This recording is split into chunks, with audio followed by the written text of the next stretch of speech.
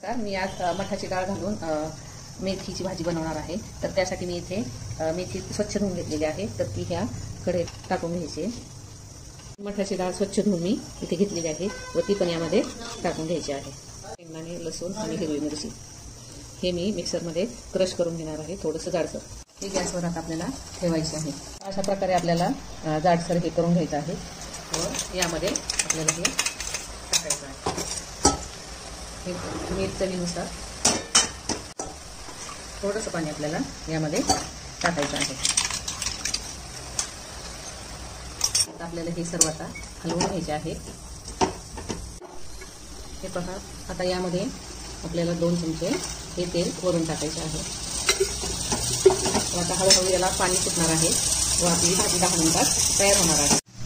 हे पहा, यामधलं पाणी सर्व आटलेलं आहे। तर ही इथे आपली मेथीची भाजी तयार।